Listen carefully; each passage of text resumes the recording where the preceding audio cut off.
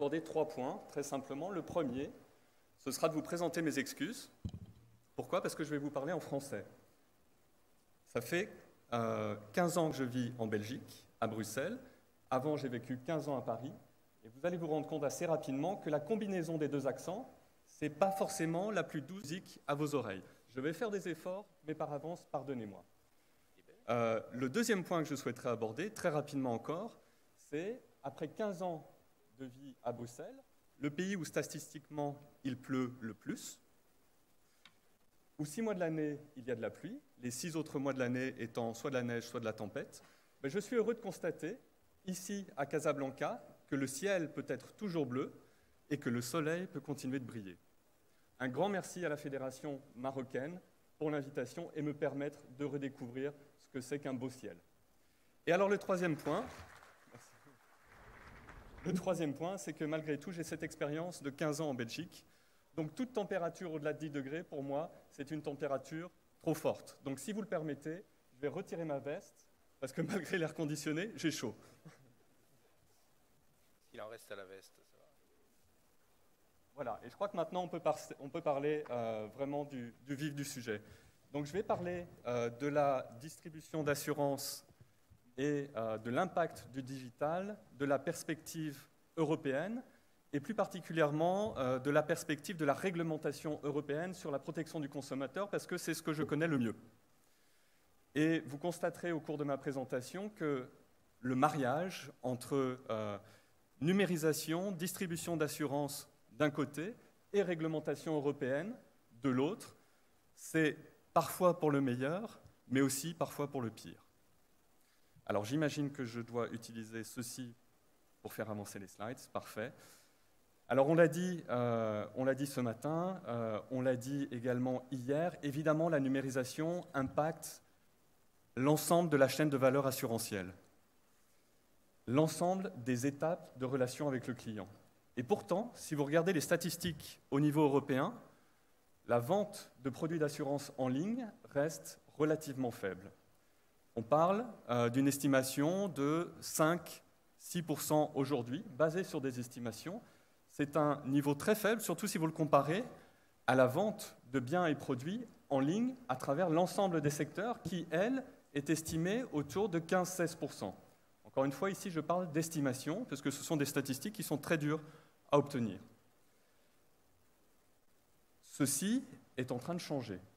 On voit dans certains marchés, notamment le marché britannique, mais pas que, vraiment la vente en ligne commencer à dominer les ventes. C'est le cas des produits les plus simples, l'assurance auto, l'assurance habitation, l'assurance voyage également, qui commencent à se vendre très bien en ligne. Au Royaume-Uni, l'assurance auto se vend d'ailleurs principalement en ligne. Aujourd'hui, c'est le canal de distribution prédominant. Bon, un autre facteur qui va faire que les choses vont changer, c'est évidemment l'avènement des générations Y, des générations Z, et puis le changement des mentalités également. Il y a une étude Accenture qui a été publiée cette année, qui est basée sur des interviews de plus de 33 000 consommateurs à travers le monde, dont certains en Europe, et les résultats sont très intéressants. Un tiers de ces consommateurs interrogés en Europe disent qu'ils sont tout à fait prêts à souscrire une assurance auprès d'un GAFA, Google, Facebook, Amazon, Apple. Les 3/4 d'entre eux nous disent qu'ils n'ont absolument aucun problème avec un processus de souscription qui est entièrement automatisé. Entièrement automatisé. Et puis pour la moitié d'entre eux, un peu plus de la moitié d'entre eux, peu importe le moyen de communication avec l'assureur ou avec le fournisseur d'assurance, à partir du moment où cette communication est simple et rapide. Voilà ce qui compte. Alors oui, la numérisation évidemment a un impact sur la distribution d'assurance, puisqu'elle a d'abord un impact sur la demande. Les clients connectés ont différents. Un comportement différent, ils sont plus mobiles, plus agiles, ils vont plus facilement rechercher de l'information sur Internet avant la souscription, de l'information sur le site web de l'assureur, du distributeur. Ils vont plus facilement aller sur des sites comparatifs et ils vont plus facilement également partager leur expérience via les réseaux sociaux. Ce qui est intéressant également, c'est que les attentes des consommateurs connectés sont complètement différentes. Moi, je ne parle plus d'attentes, je parle ici même d'exigences. Le consommateur connecté vaut une souscription d'assurance qui soit simple, rapide, efficace, fluide. On a parlé de 2-3 clics maximum pour arriver à la souscription du contrat d'assurance, et je crois qu'au-delà, c'est vraiment trop pour le consommateur connecté. Simplicité, rapidité, c'est ce qui compte. L'accès, évidemment, le consommateur s'attend à un accès 24 heures sur 24, 7 jours sur 7, avec des réponses immédiates à ses questions ou à ses demandes. Tout ça, ce sont des points qui poussent l'offre, à la fois pour les assureurs et pour les distributeurs, à repenser leur stratégie et leurs outils de distribution en impliquant, en y intégrant la numérisation. Pourquoi ? Pour améliorer l'interaction avec le client, améliorer l'expérience client en la rendant plus fréquente, c'est-à-dire pas uniquement une fois par an au moment du renouvellement ou au moment du paiement des primes ou au moment d'une déclaration de sinistre, par exemple, mais vraiment en la rendant continue.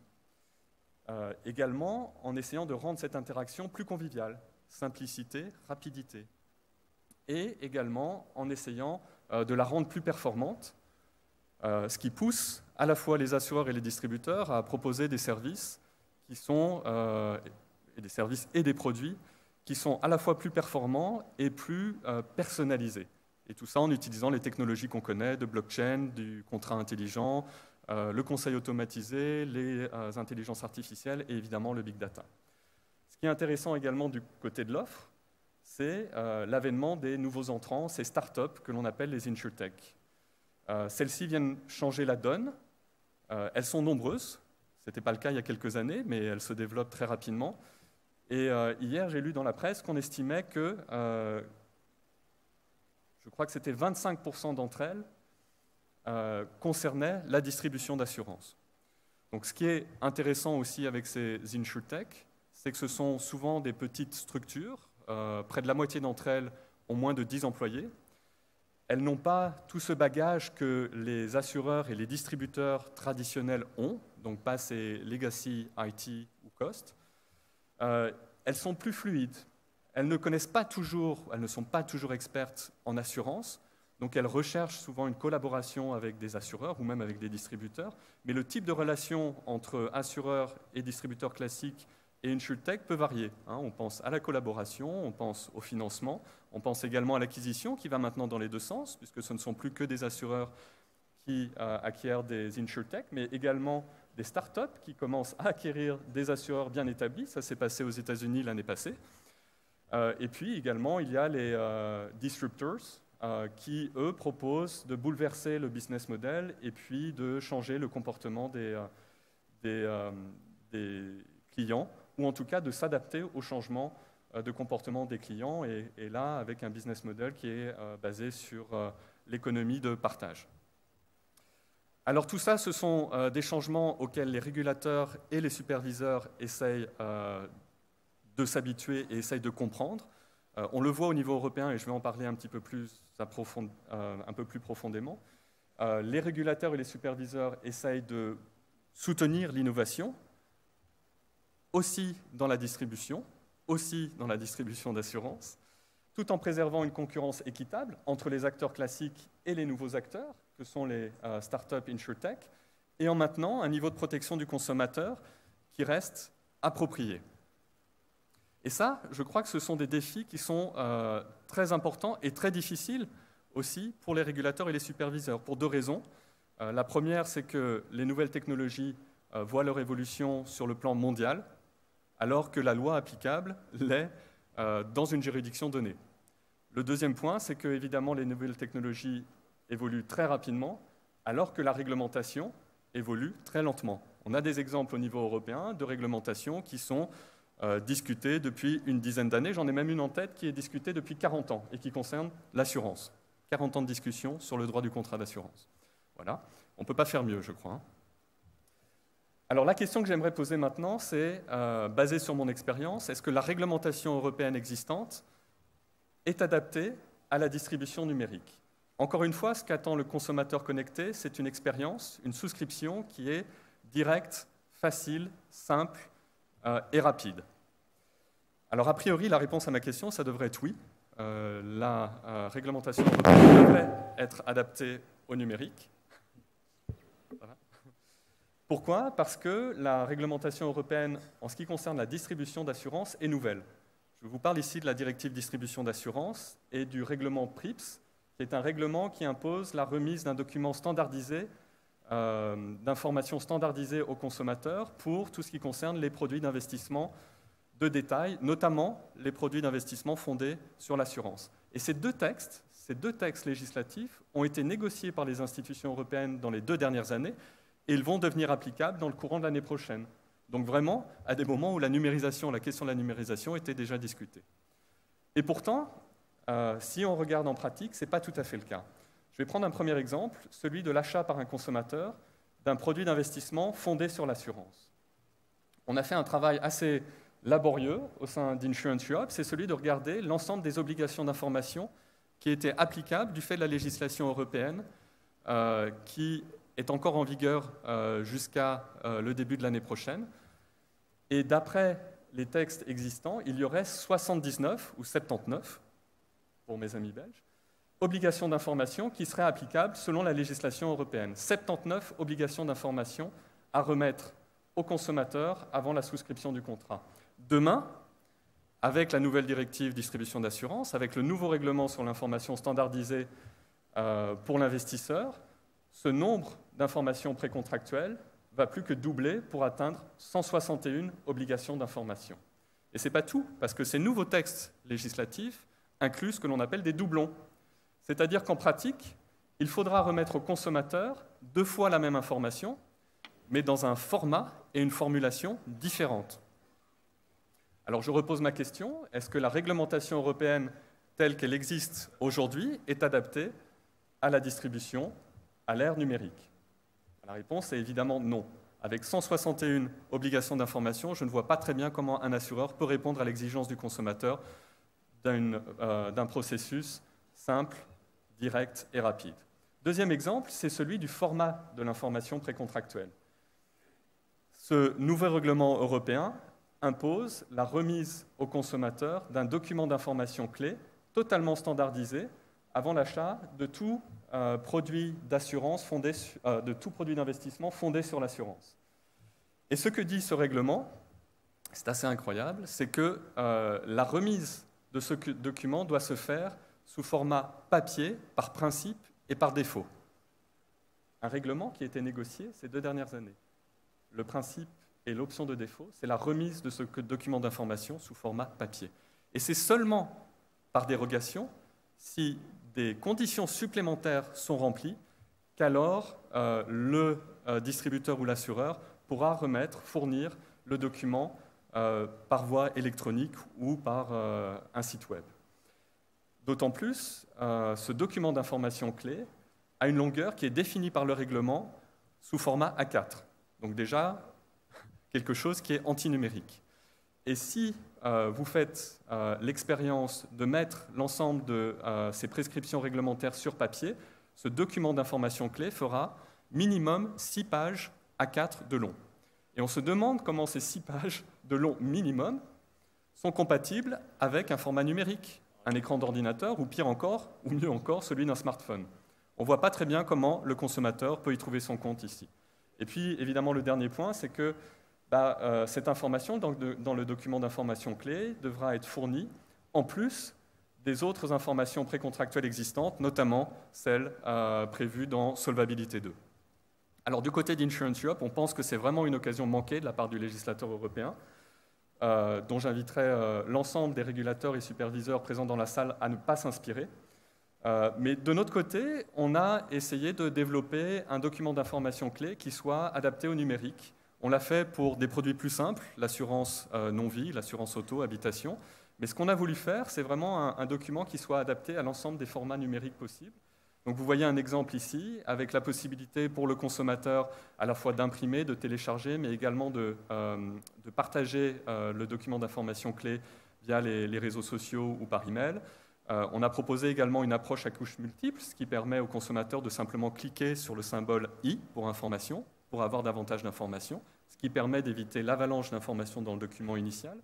Et puis on a proposé un format adaptable, « responsive format » en anglais, qui soit parfaitement ajusté ou ajustables automatiquement aux différents types d'écrans numériques, mais aussi qui soient ajustés au format papier. Alors, l'ensemble de ces développements, à la fois en termes de nouvelles technologies, en termes de législation au niveau européen qui n'est pas totalement adaptée à ce que le consommateur attendrait, pousse les institutions et les autorités européennes à essayer de mieux comprendre le phénomène de la numérisation et de son impact sur l'assurance et la distribution d'assurance. Donc, ça a résulté en des initiatives tous azimuts de la part de ces institutions et autorités, beaucoup de consultations, beaucoup de conférences pour essayer de comprendre le phénomène, ses enjeux, les bénéfices et les risques potentiels à la fois pour l'industrie, pour les réseaux de distribution et pour le consommateur. Et alors, on ne sait pas très bien aujourd'hui où en est la Commission, puisqu'elle est toujours au stade de la consultation avec son papier sur les fintech. En revanche, on a déjà eu la Commission qui est venue nous voir la semaine passée et qui nous a dit on pense potentiellement proposer une initiative législative avant la fin de l'année. On ne sait pas pourquoi, ils ne le savent pas non plus, mais c'est dans l'air du temps.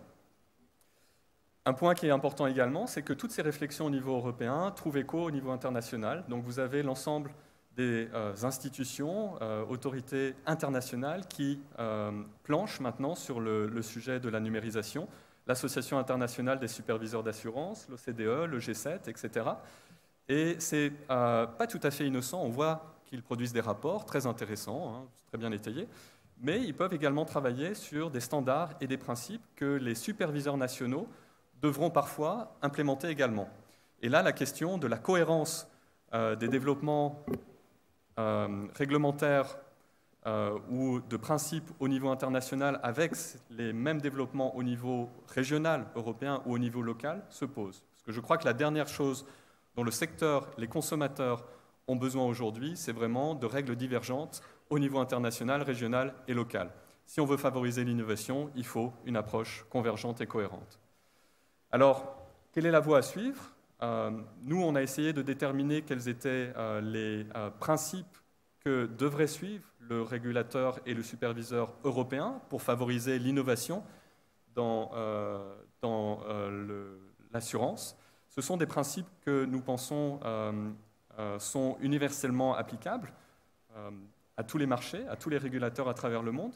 Le premier, pour favoriser l'innovation, c'est vraiment de sécuriser la confiance des consommateurs. C'est-à-dire que, selon nous, le consommateur doit bénéficier des mêmes droits et de la même protection qu'il souscrive son assurance d'un assureur ou d'un distributeur classique traditionnel ou d'une start-up.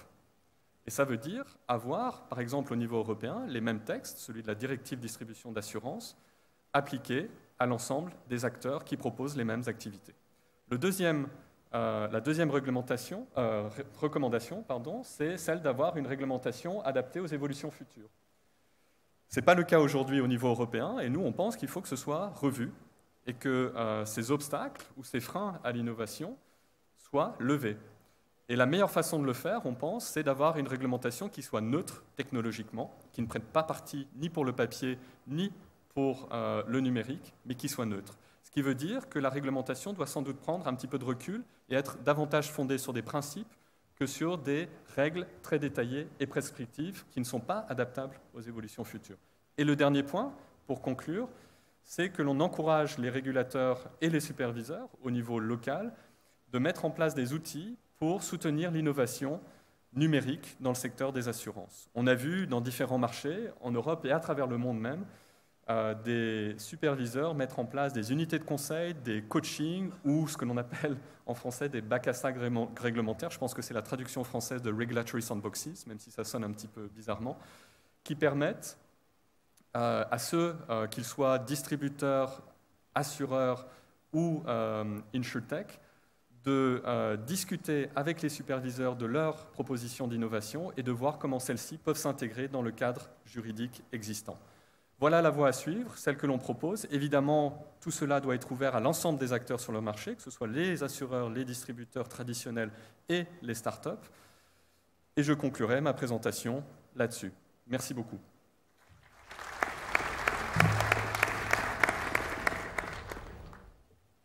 Merci beaucoup, William. Voilà poser le cadre réglementaire et quelques réflexions.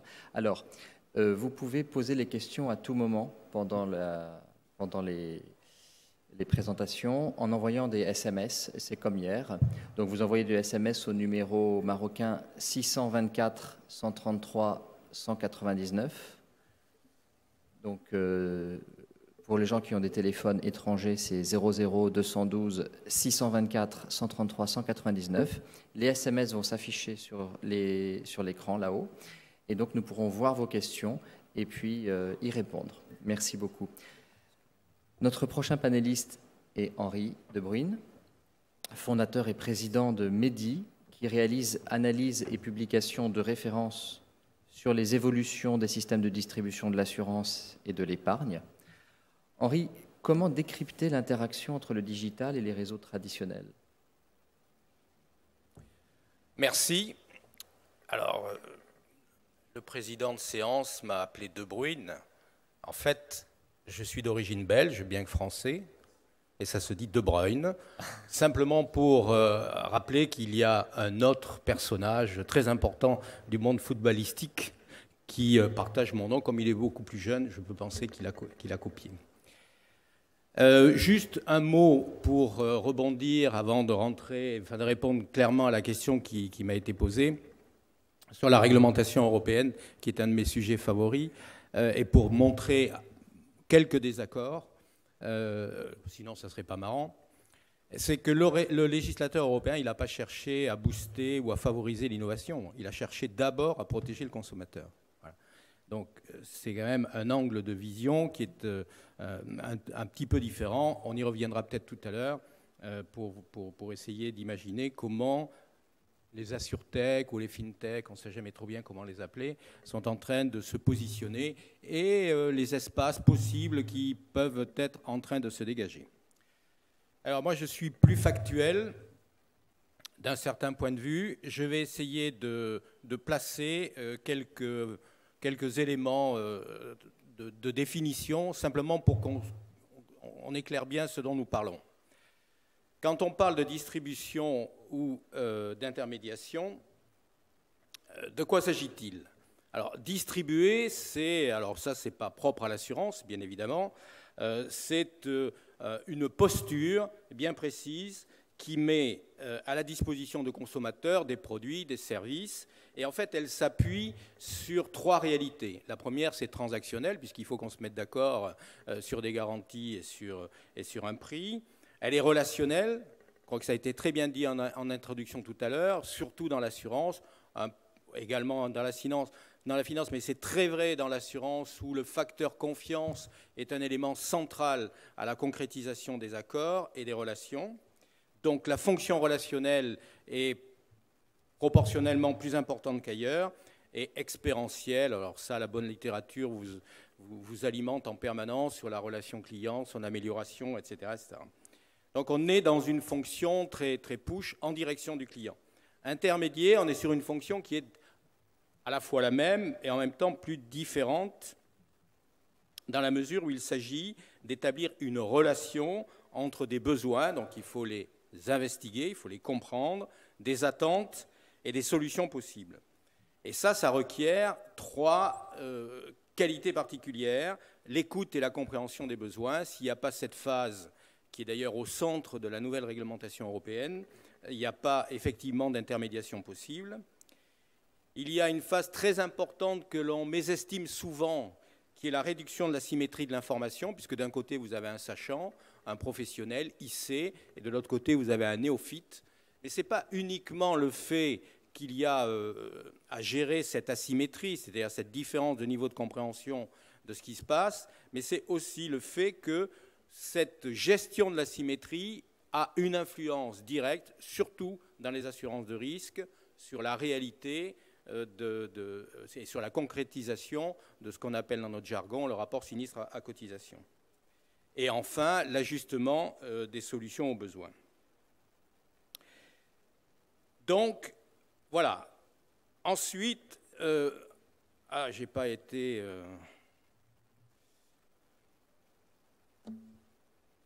Voilà, excusez-moi. Voilà. Alors, quand on regarde le digital, toujours de mon angle de vue, j'aurais plutôt tendance à les appeler, c'est un ensemble de supports numériques capables de promouvoir des produits et des services dans le cadre de relations personnalisées et directes aux clients. Vraiment dans une fonction de distribution, et pour l'instant encore, on ne voit pas comment il peut, ou il est, franchi ce gap entre distribution et intermédiation. Gros avantage, il transforme les notions de temps et d'espace, on l'a déjà évoqué tout à l'heure. Troisième élément, ils sont susceptibles de répondre à des usages multiples et évolutifs. Et enfin, ils s'inscrivent dans des dimensions de transformation sociale, économique et organisationnelle. Je passe rapidement, on n'a pas beaucoup de temps, parce que ça a été très bien présenté par le présentateur de Prudential. Ce qu'il faut bien comprendre, quand on prend un tout petit peu de recul, c'est que l'ère digitale, c'est vraiment celle des disruptions brutales, massives, caractérisées par l'émergence très rapide de champions, on l'a bien vu, on le voit bien avec les GAFA, et la marginalisation d'entreprises parfois très anciennes et qui étaient jusque-là dominantes. La vraie question qui se pose, et là je touche à un second aspect qui est un des péchés mignons du MEDIS, c'est-à-dire où est-ce qu'on trouve des modèles économiques rentables pour tout le monde, c'est que d'une certaine manière, pour l'instant, seuls les GAFA ont réussi à la monétisation au prix de l'instauration de monopoles d'ailleurs. Je crois que ça a été un peu abordé hier soir. Alors voilà, donc on a deux champs là, qui sont en train de se rassembler. Ils se rassemblent aussi parce que la fonction distribution, la fonction intermédiation évoluent. Elles sont dans une évolution tout à fait permanente quand on regarde ça dans la plupart des pays européens, voire bien sûr aux États-Unis depuis une cinquantaine d'années.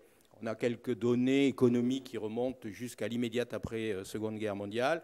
On voit effectivement qu'il y a un mouvement permanent de l'évolution des systèmes qui s'accélère du fait notamment de la digitalisation, mais qui est porté pour l'essentiel par les évolutions de consommation et les évolutions et les attentes des consommateurs. Et alors cela, ça s'organise autour de, toujours très schématique bien sûr, de deux dimensions. Le service perçu, bien sûr, c'est donc l'interrelation avec le client, ce fameux vecteur de confiance dont je parlais tout à l'heure, et la manière dont elle s'exprime, et c'est là où on retrouve les notions de simplicité, réactivité, disponibilité, qui sont quand même trois clés déjà présentes dans ce qu'on va appeler l'intermédiation ou la distribution traditionnelle, et qui sont les clés absolues dès qu'on apporte les questions de numérisation. Et puis ensuite, eh bien, il y a la chaîne de valeur, et c'est clair que les systèmes sont aujourd'hui en train de se rationaliser et de s'intégrer. Parce que là, on parle de distribution, mais l'impact de la numérisation, par exemple, sur l'industrie de l'assurance en termes de fonctionnement, par exemple, des back-office ou des gestions de sinistres, on n'en est encore qu'aux prémices, mais on voit bien qu'il y a des champs de modification très importants avec des impacts très positifs sur le coût de gestion de ces sinistres. Covéa, par exemple, que je peux citer, Gougnard racontait il n'y a pas très longtemps, il y a un ou 2 ans, qu'il voyait, qui est donc le patron de l'organisation, et dans l'organisation, il coach la gestion des sinistres non-vie, et il expliquait de manière très convaincante qu'il voyait bien à 5 ans une réduction pratiquement de moitié du coût de gestion des sinistres grâce à la digitalisation. Donc, s'il le dit, comme il est très compétent, il doit avoir des arguments, et on peut le croire. Et donc tout ça, ça se retrouve dans l'expérience client, alors avec un élément très important et relativement nouveau dans les échelles de temps, c'est effectivement que les clients capitalisent ou transversalisent. C'est-à-dire qu'une expérience positive apportée par ou négative, mais pour l'essentiel positive, apportée par une expérience de digitalisation, il ne voit pas pourquoi il ne la trouverait pas dans un autre secteur d'activité ou dans une autre nature d'offre. Et donc ça, c'est un élément extrêmement innovant et poussant qui force à transformer et qui transforme en soi la mutation de la valeur ajoutée. Tous les marchés, nous, notre métier, c'est quand même de regarder comment se comportent les marchés, pour l'essentiel les marchés européens, bien sûr, que l'on connaît mieux que d'autres, ou moins mal. On voit bien que les marchés qui étaient en retard, je pense au marché allemand, par exemple, qui est resté longtemps dans son organisation, qui n'avait probablement pas beaucoup bougé depuis la fin de la dernière guerre. Bien. Eh bien, ils sont rentrés dans une vague d'accélération extrêmement rapide parce que finalement, les habitudes de consommation sont en train de les rattraper. Et je vous donne juste un chiffre. Alors qu'en France, on a vu les effectifs de distribution traditionnelle baisser régulièrement, mais pas beaucoup. Donc les chocs ont pu être amortis. Ils sont tétanisés par le fait qu'ils anticipent probablement une réduction de leurs effectifs de distribution pour l'essentiel, qui sont des agents, des tie agents, enfin des agents liés, de l'ordre de 50% dans les 5 ans. Mais c'est vrai que quand on connaît leur mode de fonctionnement, on comprend pourquoi ça va sérieusement bousculer dans les années qui viennent. Donc vous voyez bien qu'à un moment ou à un autre, on peut toujours résister, on peut prendre son temps, se protéger, mais à un moment ou à un autre, les portes s'ouvrent, les fenêtres en même temps, et donc les facteurs d'innovation rattrapent, et principalement ceux qui sont portés par les habitudes de consommation. Alors, on arrive à la question clé. Finalement, ces formes de distribution digitalisées sont-elles des partenaires ou des concurrents des systèmes de distribution traditionnels?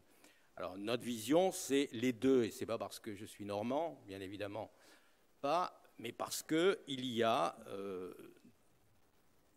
un mariage, une alliance, un potentiel d'amélioration, et je dirais, en faisant écho à ce qui était souligné tout à l'heure à partir de l'évolution de la réglementation européenne, principalement autour de la directive distribution, que je ne vois pas comment les réseaux physiques demain vont pouvoir continuer à faire leur métier s'ils ne s'appuient pas sur des systèmes digitalisés suffisamment organisés et performants. Alors ça, c'est impensable. La réglementation a ceci de particulier qu'elle formalise absolument les différentes phases on va appeler ça de la méthode ou de la pratique de distribution. Et donc, sans cela, sans digital, sans capacité de gérer les informations clients à partir des CRM, etc., etc., et tout simplement même de réussir son acte de vente avec un conseil organisé, une bonne approche des clients, sans ces outils-là, ça n'est pas possible. Donc, il y a d'un côté des apports d'outils assez formidables qui vont permettre effectivement, pour certains, de faire un peu mieux leur métier, pour le plus grand nombre, de le faire simplement comme ils devront le faire, c'est-à-dire que là encore, ils y sont poussés, et avec un élément extrêmement important qui est que grâce à ces outils, on peut rentrer dans une gestion plus fine et plus réactive. Alors on n'a pas encore parlé de prédictivité, je pense que c'est plutôt le sujet de Jérémy, mais il est clair qu'il faut anticiper sur les besoins des clients. On ne peut pas continuer à les gérer comme on le fait à peu près traditionnellement, et je suis moi-même un ancien courtier avec un rétroviseur, c'est-à-dire qu'on essaye de savoir ce qui s'est passé dans sa vie pour voir si effectivement son champ de couverture est à peu près adapté. On n'est jamais dans l'idée de qu'est-ce qui va se passer dans l'année qui vient ou dans les 2 ans, et a fortiori pas dans les 3 ans, pour essayer de s'adapter. Or, aujourd'hui, il faut rentrer dans cette dimension-là. Donc, cette numérisation qui est parfois perçue comme une concurrence, elle peut l'être. Il va y avoir des générations de produits simples, autant qu'une assurance auto puisse être considérée comme simple, mais c'est vrai qu'il y a des produits très standardisés, des modes d'approche qui ne demandent pas non plus d'y passer 3 heures, qui vont pouvoir être commercialisés par ce moyen-là. Je mets simplement un bémol, il ne s'agit pas d'acquérir un client. Il faut acquérir un client et le conserver le plus longtemps possible. Et c'est là où le bât blesse du côté de la digitalisation, c'est qu'on a un mal fou, les spécialistes ont un mal fou à garder suffisamment longtemps les clients, alors que l'on sait que dans l'assurance, ce qui fait la fortune de l'activité, c'est quand même bien à la fois le multi-équipement, mais surtout la rétention des clients, c'est-à-dire les garder le plus longtemps possible. Alors, tout ceci, ça amène quand même à un fort bousculement des réseaux.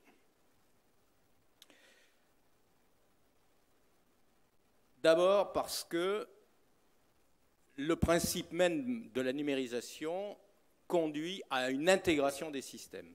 Et quand vous parlez de ça à un agent ou à un courtier, déjà par principe, il n'est pas d'accord. Je suis en train de dépasser le temps? Non?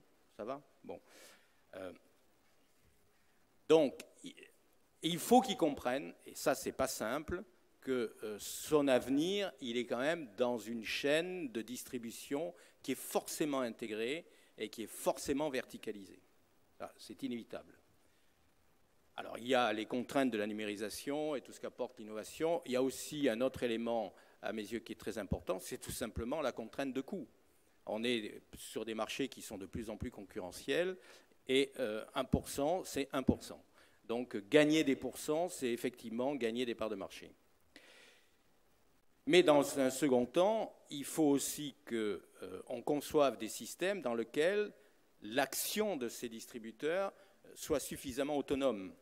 Pour revenir un instant sur la réglementation européenne qui va exiger de tous les distributeurs de formaliser un conseil, si à la sortie de ce conseil, il n'y a que des produits packagés sur lesquels ils ne peuvent pas jouer pour articuler un dispositif qui corresponde véritablement aux besoins qu'ils ont évalués, ça ne va pas fonctionner.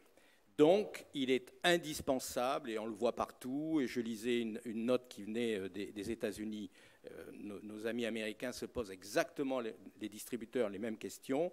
Comment préserver, voire étendre, les capacités d'autonomie qui permettent effectivement à un acteur de terrain de pouvoir être plus proche, plus proactif vis-à-vis de son client. Donc le défi est de trouver les belles alliances au service du client pour articuler les deux.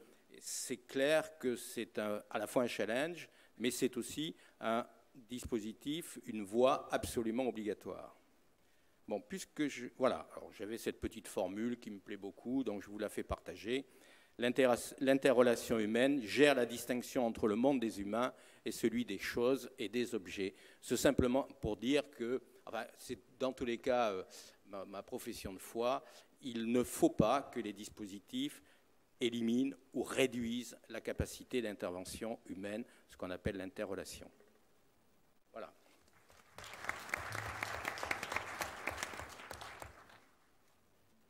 Merci Henri de Braun. Des questions commencent à arriver par SMS. Je propose juste, je voudrais être sûr que chacun des panélistes s'exprime et on prendra les questions. Elles s'affichent là derrière vous, on les voit nous sur notre écran. Donc il y aura de la matière à discuter. Notre prochain orateur est Emmanuel Rodès. Emmanuel, associé en charge de la practice assurance de Cognizant, qui est une entreprise majeure dans le secteur du conseil et du digital. Emmanuel, comment le digital peut-il faire évoluer l'expérience client dans l'assurance? Merci Pierre.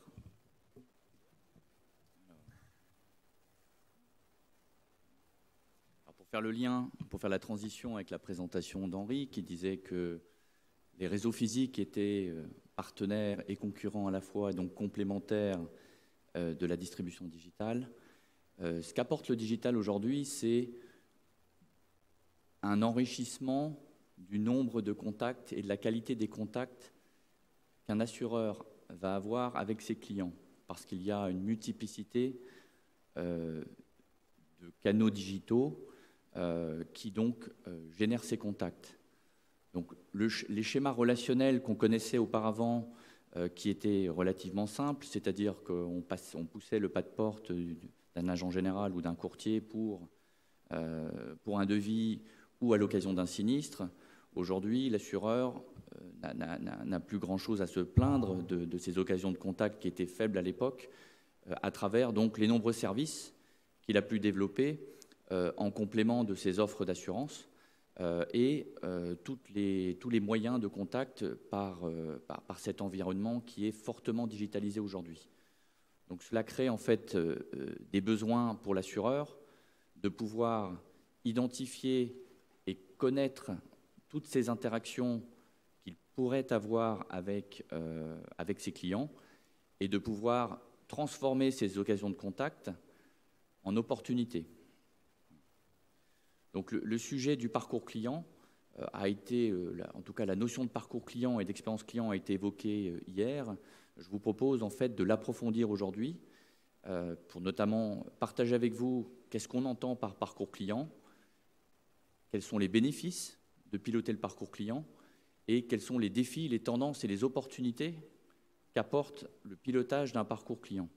Et je ferai à la fin un lien avec le discours de la présentation de M. Laoury qui mettait en avant les occasions de contact et la capacité à détecter des besoins, soit au moment où le client l'a, ou soit juste avant, pour pouvoir adresser le bon message au bon moment, à la bonne personne, avec le bon canal.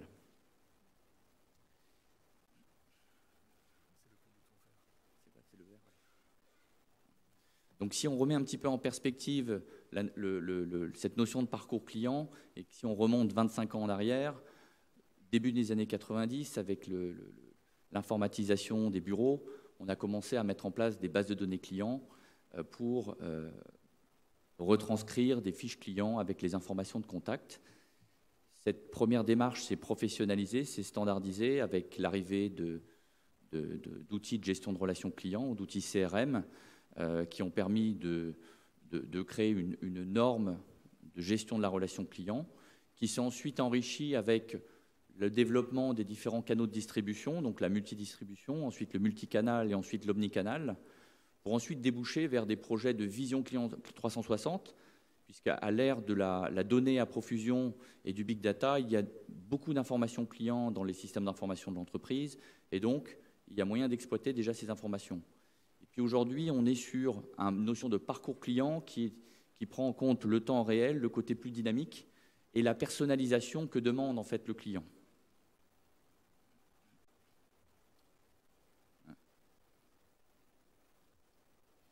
Voilà, donc pour partager la définition, que tout le monde soit sur la même longueur d'onde, un parcours client, c'est en fait un ensemble d'étapes et d'interactions et donc de points de contact entre un assureur et ses clients, quels que soient les canaux utilisés. Ça démarre d'un besoin d'assurance, et ça se termine lorsque le produit ou le service d'assurance est entièrement consommé. Et ça peut vouloir dire aussi qu'il n'y a plus de besoin d'assurance.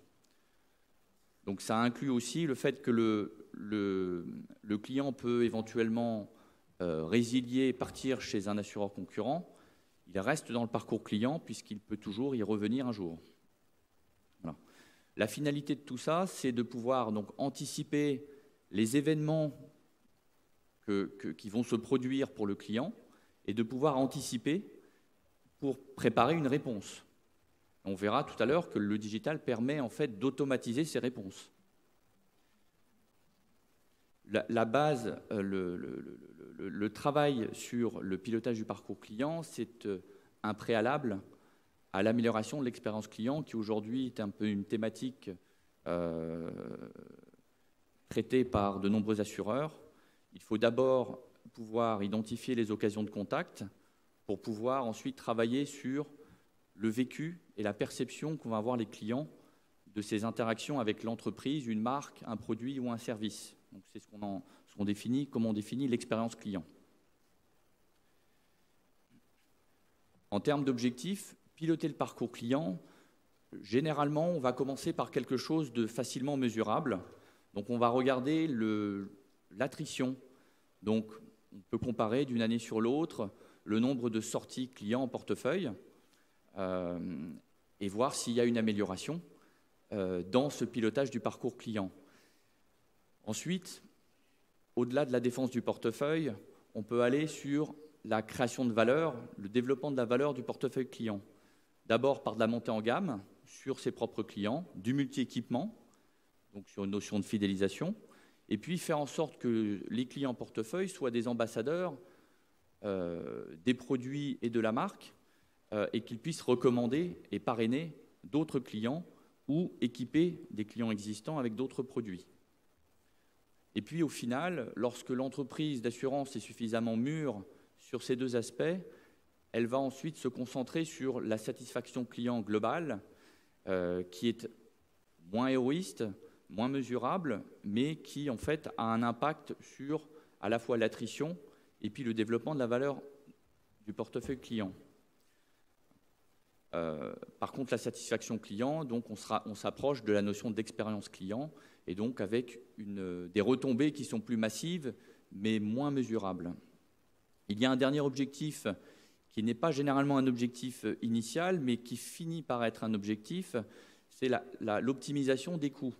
Quand on va travailler sur les interactions entre un assureur et un client, on va définir quelle sera la réponse, quel sera le service proposé durant ces moments de contact.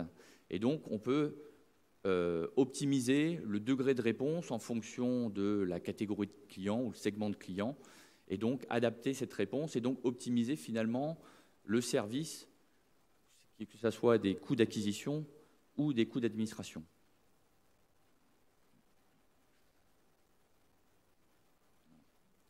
Donc, avant l'ère digitale, il n'y avait pas vraiment besoin de parler de parcours client, puisqu'il y avait essentiellement des canaux physiques, puis ensuite des canaux téléphoniques qui sont venus un petit peu en complément des réseaux physiques. Donc, il y avait un parcours client qui était le même pour tous, éventuellement segmenté, où on parlait de segmentation distributive. Et donc, on utilisait une méthode traditionnelle qui consistait donc à définir les étapes de vie du client, les moments d'interaction, et puis définir qu'est-ce qu'on peut proposer à ce client à quel moment. Aujourd'hui, il y a une multiplicité de canaux digitaux.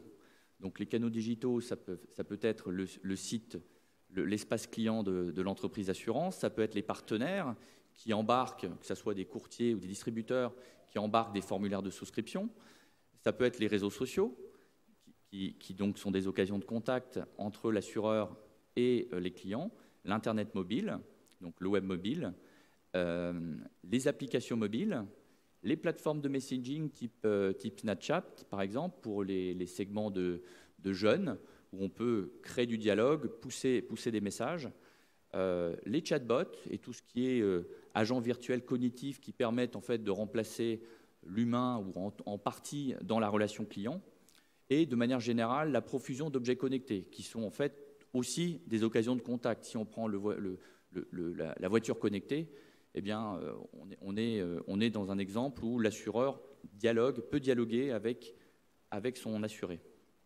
Et donc, ces contacts, en fait, sont de plus en plus nombreux. Et tout ça avec un niveau d'exigence des clients qui, aujourd'hui, donc a été évoqué par M. Laoury, des clients exigeants en termes de transparence, de simplicité des interactions, de rapidité, de temps réel, d'instantanéité, et donc cette exigence qui nécessite, on va dire, une personnalisation du parcours client, un volant dynamique, un volant temps réel, comment je détecte un besoin, les moments de vérité, comment j'écoute le client, donc on parle de la voix du client, le voice of customer, et comment surtout je détecte un événement qui va déclencher une action. Donc que ce soit un événement qui soit un besoin ou qui soit en anticipation d'un besoin. C'est qu'on sait que cet événement va générer un besoin d'assurance.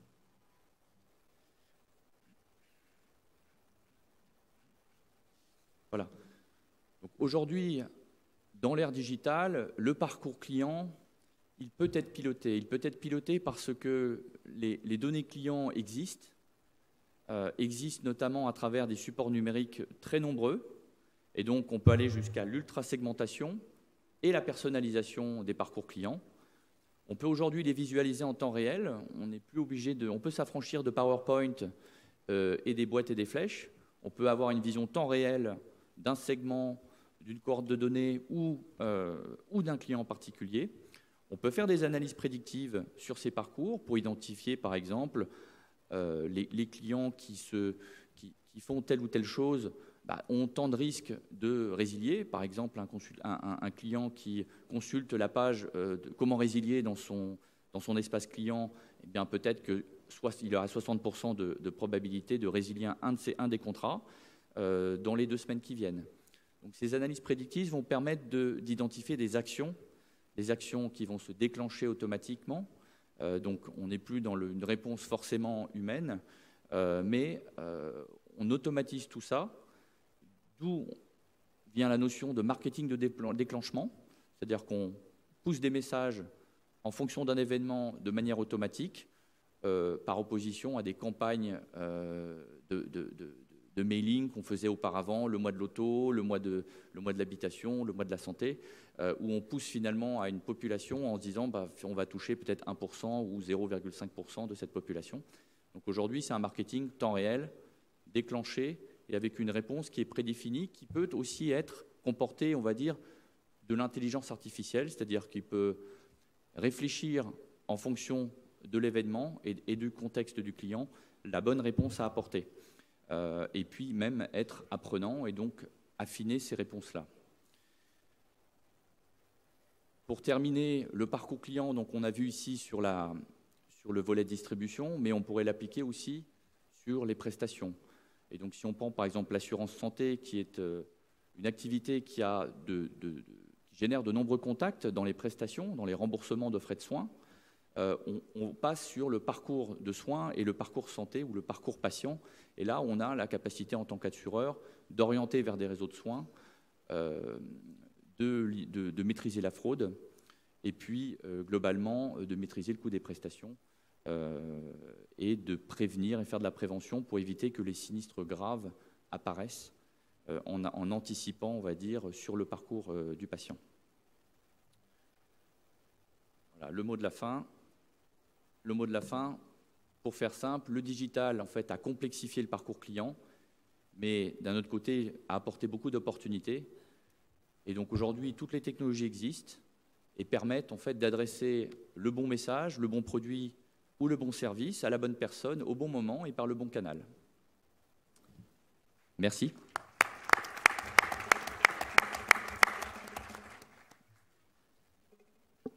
Merci beaucoup, Emmanuel. Jérémy Garamond. Jérémy est fondateur et PDG d'AssureOne, qui est courtier digital bien connu, distribuant et gérant des produits d'assurance de manière entièrement digitale. Alors Jérémy, quelles conséquences tirer de tout ce qui précède sur nos organisations et sur nos métiers? Merci Pierre, bonjour à toutes et à tous, et merci de cette occasion qui m'est donnée effectivement d'intervenir sur un sujet qui est important, qui nous intéresse énormément. Alors, en préambule, alors je ne parlerai pas, je ne suis pas belge ou normand ou de tout ça, mais ce que je voudrais dire juste en préambule, c'est d'avance, veuillez m'excuser si je m'exprime un peu au passé. Hier, un certain nombre parlaient de la digitalisation au futur en disant la digitalisation fera, la digitalisation sera. Je me suis permis de poser une question par SMS et certains en ont reparlé encore ce matin. Quelques-uns en parlent au présent, nous on en parle presque au passé puisque pour nous c'est quelque chose qui est intervenu il y a déjà plus d'une quinzaine d'années, il y a même plus que ça. Pas au travers d'AssureOne, mais on a vendu notre premier contrat d'assurance auto avec une carte verte par email en 1996. Donc on était déjà au siècle dernier. C'est assez amusant de parler de la digitalisation au siècle dernier. Voilà en petite introduction. Aujourd'hui, je voudrais me concentrer sur l'impact que la digitalisation a eu sur nos entreprises dans leur organisation. On a vu dans l'organisation des entreprises en matière de distribution, on a vu les impacts par rapport à la réglementation.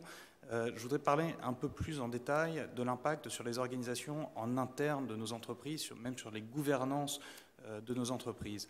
Parce que la digitalisation, elle s'opère et elle a transformé les entreprises sur trois aspects un peu fondamentaux. Les outils, On en a déjà beaucoup parlé et on en reparlera. Et celui qui n'en parlerait pas serait certainement voué à l'échec, puisqu'aujourd'hui on parle d'automatisation d'un certain nombre de choses. Donc les outils sont au cœur des réflexions.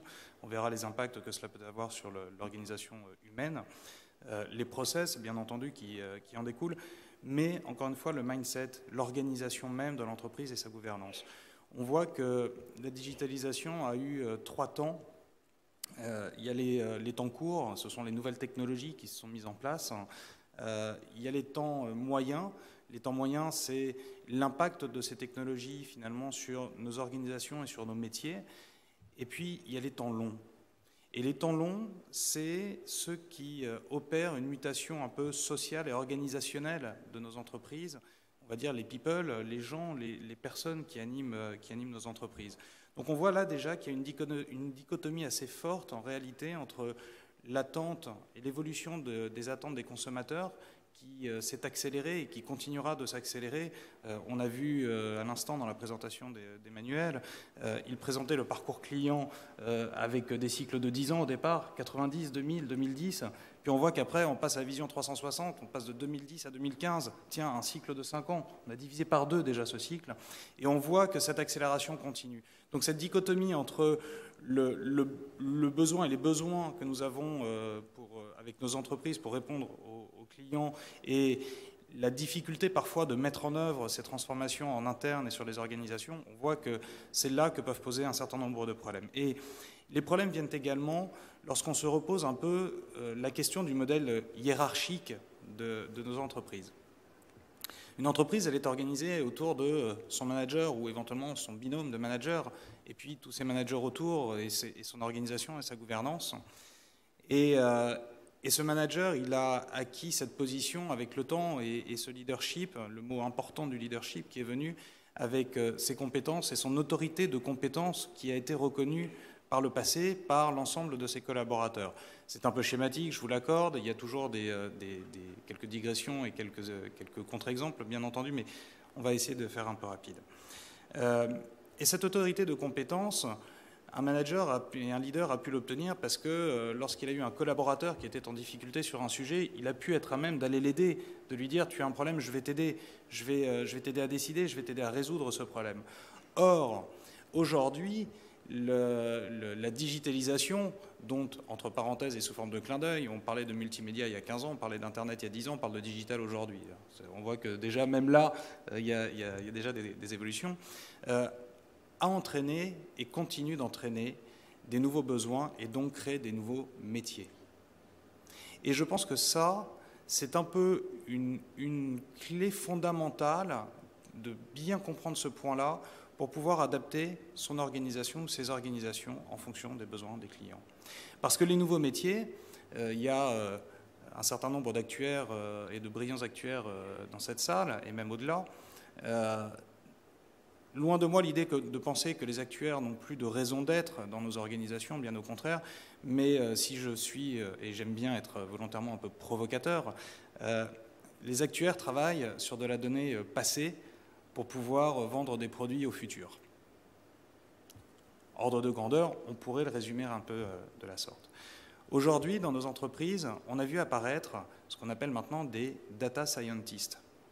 C'est génial. Alors au début, on pensait que c'était tout droit sorti d'une série américaine qui parlait et qui traiterait un jour du futur, mais aujourd'hui, c'est la réalité. Dans nos entreprises, les data scientists ont une place prépondérante. Et ces data scientists sont organisés autour de ce qu'on appelle des CDO, Chief Digital Officer, Chief Data Officer.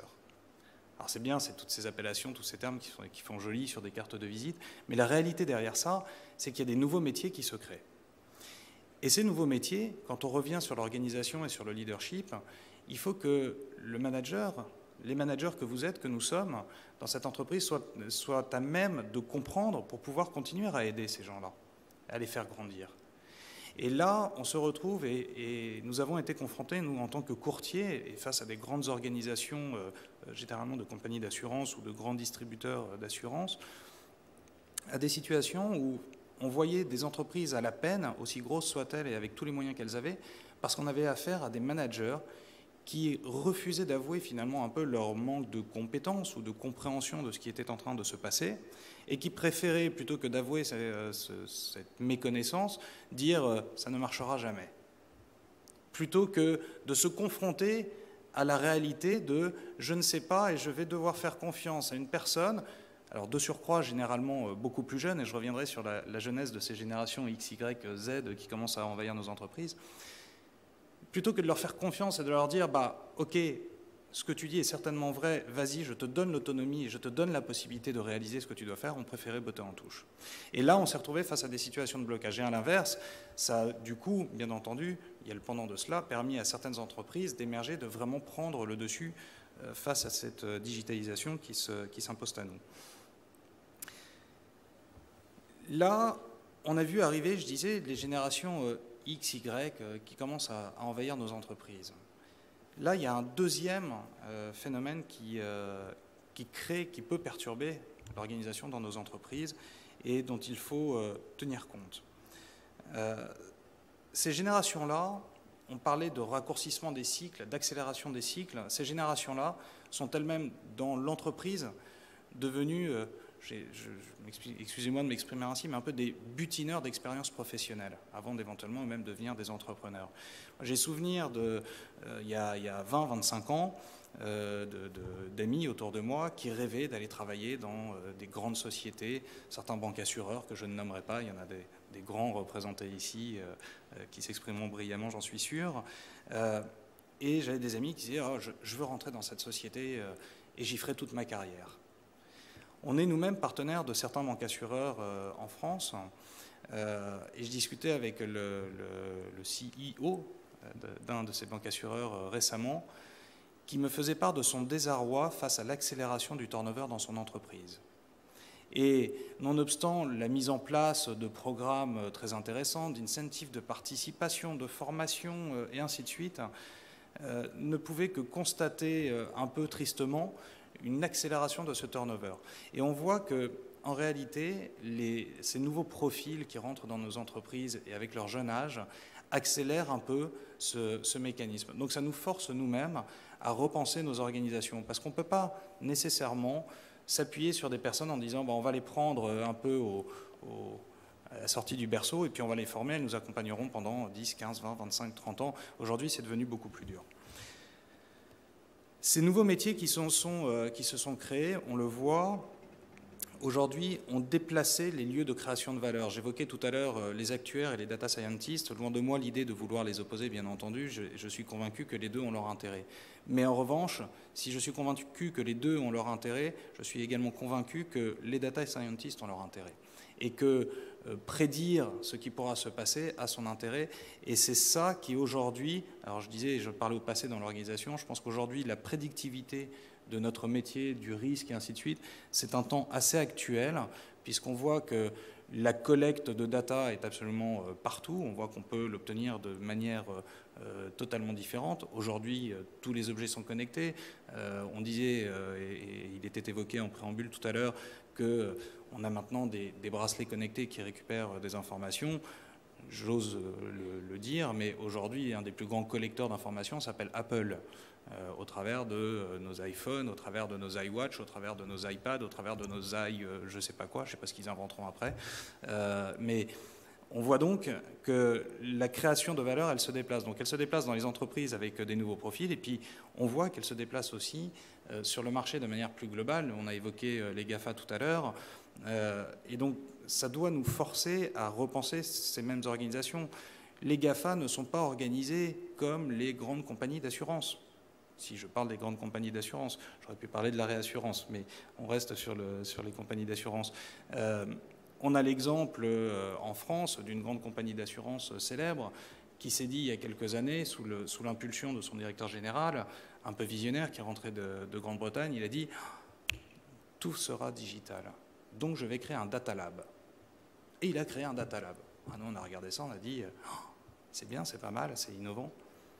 Et puis il a créé son data lab en dehors de ses bureaux. On s'est dit, tiens, peut-être qu'il ne va pas renouveler une erreur. Et puis il a créé son data lab, il a mis 170 personnes du jour au lendemain. Et les 170 personnes, lorsqu'elles travaillaient, devaient repasser par tout un tas de process de validation qui repassaient par le siège. plus proche de Paris. Et donc, ils sont partis d'une bonne idée, une mauvaise réalisation, et en réalité, ça n'a jamais rien donné. Du coup, on voit qu'émergent ces nouveaux concurrents. On parlait des GAFA.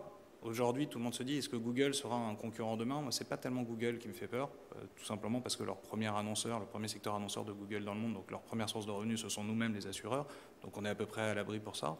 Mais on a entendu hier l'exemple de Alibaba, qui a créé sa propre compagnie d'assurance, et en 2 ans, qui a attiré plus de 100 millions de clients. Alibaba, c'est Amazon, en Chine. Ça soulève des questions. Donc si nos organisations ne s'adaptent pas à cette nouvelle concurrence, à cette nouvelle façon de travailler, je pense qu'on va avoir de grandes difficultés à pouvoir réagir. Donc il faut pouvoir être également réactif. Être réactif, c'est s'adapter à ces cycles courts. On a un exemple, je vous citerai un exemple d'un courtier d'assurance en Grande-Bretagne qui s'est créé il y a 10 ans. Il y a 10 ans, c'était un spécialiste de l'immobilier, ce n'était pas un courtier en assurance. Et puis il a eu des difficultés, mais à la tête de cette entreprise, il y avait un vrai entrepreneur, un vrai visionnaire, qui avait le courage de dire, 1, je ne sais pas forcément, donc je vais chercher des meilleurs que moi, et 2, je suis capable de remettre en cause mon modèle pour pouvoir l'adapter en fonction du besoin. Puis de fil en aiguille, celui qui était un courtier d'immobilier est devenu un courtier d'assurance en 10 ans. C'est une petite entreprise qui s'appelle Simply Business. Cette petite entreprise, il y a 6 ans, valait 24 millions d'euros. Il y a 6 ans. Hein. Cette même petite entreprise, il y a 3 ans, a été cédée pour 130 millions de sterling. Il y a 3 ans. Et cette même petite entreprise, qui n'a jamais cessé de se transformer, vient d'être revendue et donc rachetée par un assureur canadien il y a 6 mois pour 490 millions de dollars. Ça montre à quel point adapter son organisation permet, et être réactif, voire proactif, permet de tenir la route. Sinon, ça sera compliqué. Alors, il n'y a pas de fatalité, il n'y a pas de négativisme dans mon approche, il n'y a pas de... je suis au contraire très positif parce que je pense que ça permet de créer au contraire des opportunités. Partout là où des difficultés se créent, ça crée des opportunités à l'inverse, puisqu'il y en a qui sauront y répondre. Et je terminerai en disant ça, et peut-être un petit conseil que je vois et que j'ai pu observer au travers des relations avec nos différents partenaires, donc les assureurs avec qui nous travaillons. On travaille aujourd'hui avec une 30aine, donc c'est beaucoup. Ceux qui réussissent le mieux, c'est ceux qui aujourd'hui ont justement su casser un peu ces rapports hiérarchiques, ont su anticiper ces besoins du client et donc l'organisation qui en découle, ont su par exemple dire à l'organisation, à leurs collaborateurs, soyez comme sont nos clients, ressemblez à vos clients. Un client aujourd'hui, je vous donne un exemple, un client aujourd'hui, quand il pousse la porte d'une agence, il ne va pas se changer pour arriver habillé d'une certaine manière, il ne se change pas. Pourtant, nous tous, quand on va au bureau, on ne s'habille pas de la même manière au bureau qu'on s'habille forcément chez nous. Alors peut-être qu'ici, dans l'Assemblée, je suis un peu ébloui, mais je vois beaucoup de gens en costume cravate, ne sont peut-être pas forcément en costume cravate toute la journée chez eux. Ben voilà, moi je suis en jean au bureau. Là, je n'ai pas mis de basket par respect, mais sinon je l'aurais bien fait. Et ça donne une connotation dans l'organisation de l'entreprise qui fait que les collaborateurs ressemblent à nos clients. La morale de l'histoire, c'est qu'aujourd'hui, avec une petite entreprise qu'on a créée avec un ami ici présent, en 13 ans, on a réussi à créer une société de courtage dont on disait « ça ne marchera jamais », qui aujourd'hui gère à peu près 500 000 clients sur une plateforme informatique propriétaire, qui est encore en forte croissance et qui se réinvente en permanence, tant dans son organisation que dans ses outils et dans ses process. Les outils, on est à la 3e version de la plateforme informatique qu'on est en train de redémarrer d'une feuille blanche en l'espace de 13 ans. L'organisation, elle change chez nous tous les 12 mois. Alors certains de nos partenaires, et j'en vois ici présents, me disent « mais Jérémy, mais comment ça se fait? Attends, il y a des gens qui partent, il y a des gens qui reviennent, comment ça se passe ?» Bon. Il y a toujours un même ADN et toujours ces mêmes valeurs d'entrepreneuriat qui nous animent et qui font qu'on arrive à maintenir ce fil rouge et ce continuum, on va dire, dans l'organisation. Mais donc, si je devais terminer sur juste une phrase, il faut surtout se sortir des organisations traditionnelles qu'on a pu connaître dans nos entreprises pour toutes les raisons que je viens d'évoquer, parce que nos clients ont changé et donc nos organisations doivent s'adapter en conséquence. Merci. Merci. Bon, alors, merci beaucoup aux panélistes. Merci Charles d'avoir contribué. Merci à tous de votre patience. En réalité, j'adresse aux organisateurs le message suivant, c'est que nous avons tenu exactement le temps qui nous était imparti. Simplement, on a commencé plus tard et on a terminé plus tard, mais dans la même durée. Les 3 questions qui étaient posées, on n'a pas le temps d'en parler ici. Les 3 questions posées étaient autour de la réglementation. Quelle est la réglementation la plus adaptée pour protéger le consommateur et s'adapter à cette nouvelle donne digitale? Je pense que les personnes qui ont posé ces questions peuvent aller individuellement voir William, Henri et d'une manière plus générale les panélistes pour en parler autour du café. Merci beaucoup mesdames et messieurs, c'était un grand privilège d'être devant vous ce matin.